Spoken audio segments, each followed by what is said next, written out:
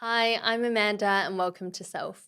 On this podcast, I share ideas, experiences, and have conversations to explore the self. By developing our own self awareness, we can better show up for ourselves and those around us, and hopefully all live happier and healthier lives. On today's episode, I'm sharing a bit of a personal story and an account about my separation and divorce, what I learned during that time, some of the challenges that I faced, and ultimately what really helped get me through that time.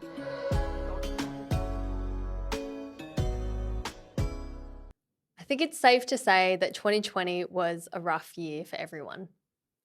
It was particularly rough for me because I'd started off the year married still, going to couples counseling, trying to work through some of our stuff with my ex, and then COVID happened. Tourism dropped immediately in Niseko, in the ski town that I typically live in. And it really changed the vibe, the environment there. And I also started my yoga teacher training. That was the first one that I took. And I completed that training feeling very transformed and in deeper connection with myself, understanding myself a lot better. I remember setting out at the start of that teacher training going, I don't want to teach yoga. I've before then, I honestly had never had a desire to teach yoga. I'd gone along to classes and really enjoyed them. I did it to deepen my own practice in yoga, but also to help supplement teaching freediving. That was the goal. Side note, the really ironic and funny thing about that is now I've taught so much more yoga than I have freediving. And I will continue to, and I'm very much okay with that. So that happened, and it was shortly after I completed the teacher training, I think about a week after that, my ex and I called it. And it was a dark, lonely time in Japan being there. We had some close friends there, but it's really not the same as obviously people who you've kind of grown up with. You know, a couple of my best friends were, all my best friends were in Oz. On top of that, the uncertainty within the world, I didn't know what to do. And I had spoken to a few of my friends and let them know that we had made the decision to separate. And that was such a painful decision. I don't think I've ever cried so much in my life.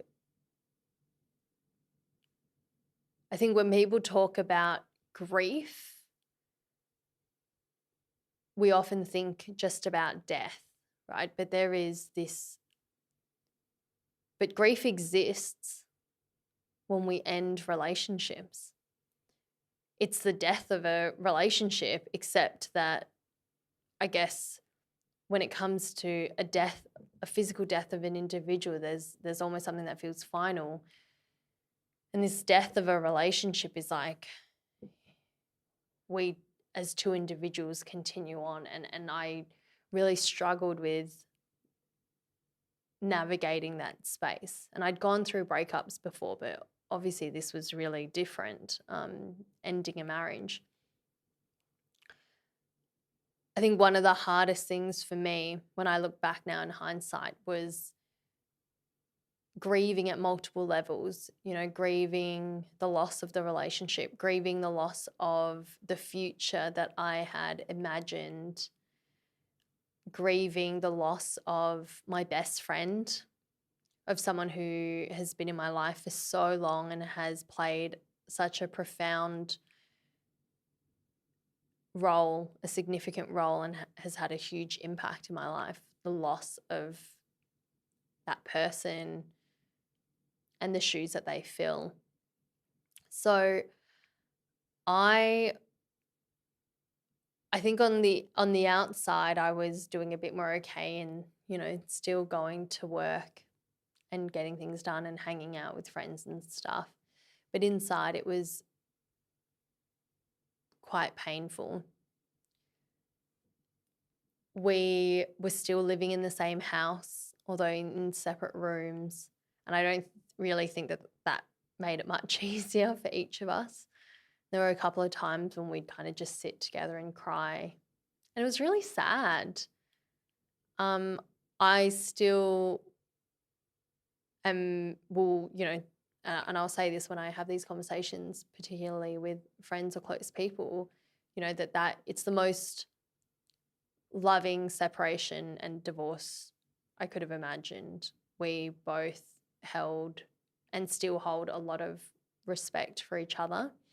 And something like separating is already so painful as it is. And I'm glad and grateful that neither of us felt the need to add any extra complexity with that, to overcomplicate it with our egos or anything. Something that was quite challenging, as I said, was not having access to our friends and family properly. Of course, we have the internet, we have phones and stuff, but what I've come to realize is physical presence of people matters, right? It makes a difference. And part of my loneliness in those months afterwards was, I guess, this acknowledgement that it can sometimes feel like in that moment your life is standing still, but everyone else continues moving on, right? Like this is this big thing that happened, this eruption, but everything else keeps going and you're kind of just isolated and alone in that. I was a little butthurt. I think that might be an Aussie phrase. Well, I'm going to use it anyway. A bit butthurt. This is not the time to explain it. Maybe I'll include it in show notes what butthurt means. I was a bit butthurt by the fact that I knew that, kind of word had gotten out a bit and that a lot of people who I considered friends didn't reach out to me. And at the time I was butthurt about it. Something I reflected on later was just this acknowledgement of, well, I also recognize that that's a bit of a tough situation for people. I don't think anyone ever really knows what to say or what to do. But I acknowledge that, people are just trying their best, whatever it is. And that was my own expectation, perhaps, my own hope, maybe, and I was projecting that onto them. But I did realize what community really meant for me by that point. I guess I'm sure there's some saying about you really kind of know who's there for you when things really get rough. It's not just in the good times, right? And I remember sitting there going, we had 230 something people at our wedding. And here in the separation, here in the mud, in the darkest moment and point of it all, how many people are really there for me then? And of course there were a handful of people, and as a result of that, our connection, our friendship, our relationships deepened so much more, because then you really see, I guess, the willingness that people have to be there with you through the hardest moments, and I'm very grateful for that. And what I learned from that is what community really means for me, what it means for me to call someone my friend because of my capacity and willingness to show up for other people then. I learned that I want to be someone who, if I call you a friend, that I'm going to be there if you're going through a separation. I'm going to be there to check in as much that I can. I suppose because in part a lot of people who I had considered friends weren't there for me in the same way. And that was tough. And I guess that was a bit of an awakening. I think for me, who growing up in church, you have this almost this false sense of friendship, not because the friendships themselves are false, but because you're around all these people constantly, week in, week out, multiple times a week. So you develop relationships.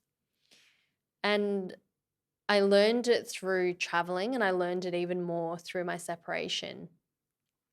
That sometimes those relationships exist simply because you have that thing in common, whether it's, your workplace, school, whatever it is, that it is a physical environment that fosters that relationship. And that for many of those relationships, they actually wouldn't hold up if it weren't for the that common element, the convenience of the common element. Because when all of that was taken away, when I obviously as a traveler no longer was in Australia, was no longer within church, well then who then was there? And I grew up thinking that I had many friends. I am very sociable. I am extroverted. I love being around people. Have always considered myself someone with a lot of friends.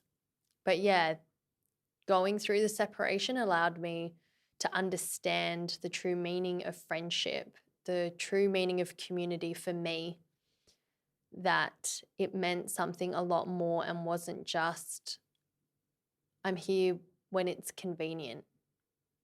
And I'm glad to have learned that. I think that perhaps opened my eyes a bit more to my own naivety, and has allowed me to be very selective with whom I spend my time. And that's a pretty great thing. Looking back on, it's been over 3.5 years since my ex and I separated. Looking back on that time, I would say that one of the things I perhaps regret, maybe regret isn't necessarily the right word, but I do regret, is jumping into a relationship really soon afterwards, and that was the not so great one. But I can see as well that for me doing that, it's in part the reason why I stayed in it for so long was a fear of failing at yet another relationship. And I think I couldn't cop that loss again, or feeling like I had messed everything up and accepting defeat again. And that is in part why a big part, I believe, of why I stayed. That on top of, the gaslighting and me thinking that I was crazy, so I just had to work on myself. And I learned a lot from that. So the part of me that doesn't regret it is because ultimately I know that it has shaped who I am today. I guess I'm just not always sure that you have to have all of these experiences to shape you in a positive way. We don't have to always go through that shitty relationship to learn to value ourselves. We don't have to go through, dealing with toxic people to recognize our value and stuff. So I regret it in part because I ignored my instinct and my inner wisdom. But of course, again, the learning from that is to not do that, to really listen to myself. In the time since then, hindsight's 2020. So there's a lot to look back on and to to see where I was as an individual, as a married woman, all of the complexities that were me at that time. And I have a lot of compassion for myself. I know that I was doing the best that I could in that moment. I was not prepared for how much of a loss it really was. And that is not to say I regret the separation or anything at all. It's just to say that, we can obviously only know what we know. And at the time, I wasn't prepared really for it. And it was tough. I think one of the hardest things in making that decision at the time was this fear of how we would both look to the church. Even though we hadn't gone to church for some time, we were still connected with a lot of our community. And I remember feeling like a failure on multiple levels, that I had failed God as a Christian, because marriage is, what I was told is like marriage is this union between two people and God, and it's a covenant and this promise. So I felt like, okay, on one level, I'm like failing God. 2, I'm failing my community. I'm failing the church. What's everyone going to think? 3, I'm failing, like we're failing our families. What are they going to think? And finally, that I felt like I was failing myself. I really struggled with knowing then what marriage meant to me if I was willing to get a divorce. I struggled with trusting my word after that, because I thought, well, I'd given my word at the altar, I'd promised my life, and in that moment, I did believe I was going to spend the rest of my life with this person. And yet here I am 4.5 years later, and I don't get it. And that's a lot, I think, for anyone to face and to manage. And I can't really say that I had much guidance through it. There wasn't really anyone who I could speak to navigate that space with. I had one other friend who had been separated and divorced in church, and I'd watched how isolated she'd become from the community. And so that was even a fear, of course, that isolation. We have this deep core need for safety and for belonging.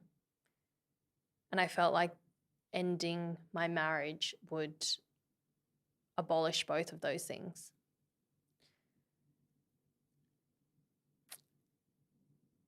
And that's tough, hey? I guess despite that, I was okay following through. Despite all of the fear, I was okay with following through with the decision that felt right. And did it anyway. But all of that mounting fear was very isolating. And I guess I'm sad to say that a lot of that, perhaps not, I don't want to say it's like completely true, but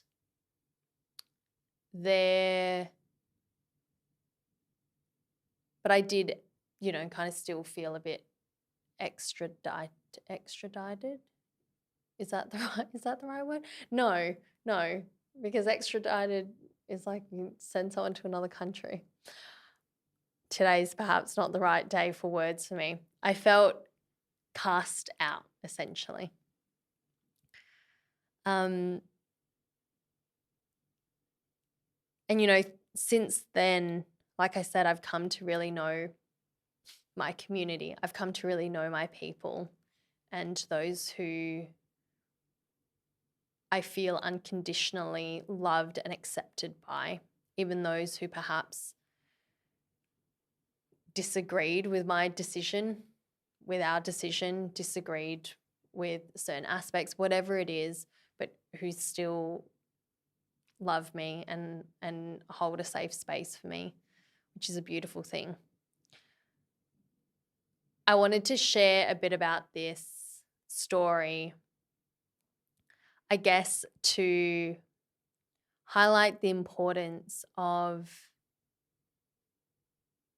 people in our lives, and also perhaps to serve as a bit of a reminder that if you're going through a any kind of breakup, separation, that's tough and that it is really hard. It can feel very isolating and lonely, and I hear you. But also that if you know someone who's going through that, just to check in. It's a really tough space. It's one, especially among the church community, is a very lonely space to be in because it's not something that we talk about openly enough. There is this deep sense of failure and little space for love and compassion to hold to people who are already hurting in any kind of regard. So I would encourage you, if you have any friends who are going through a separation, divorce, breakup, just ask them how you can be there for them. In some way, something that was a blessing in disguise for me was COVID happening. I guess it allowed me a bit of space and kept me kind of out of the country for a bit. I didn't know how to confront going back to Perth and going home and like seeing lots of people. I felt so ashamed. I felt like I'd really, that I was just this complete failure, sinner, all of those things. And I'm really glad that I don't hold on to any of that shame anymore. That I have compassion for myself, for both of us, for me and my ex, that we were doing the best that we could with what we had. And that it was something that came out of love and respect for each other and a desire for both of us to be happy, even if it meant happiness without the other, that's ultimately what we wanted. So that's just a bit about my story. I hope that in sharing that, it brings some value to you in some way, or if you think that it could be valuable for someone else, to share that with them. These experiences, these very human experiences, can feel really challenging, really dark, really lonely sometimes. And so in recording these episodes, I just hope to remind you that you're not alone in it. So thank you for listening. Let me know what you think about this episode. If you have anything you'd like to share, I am very open to hearing you. Please follow the podcast on Instagram at selfwithamanda. You can watch the show on YouTube. You can listen on Spotify, anywhere else you get your podcasts. Please rate, review, comment, like, subscribe to the show. I release episodes every Thursday, and I will see you next week. Thank you. Bye.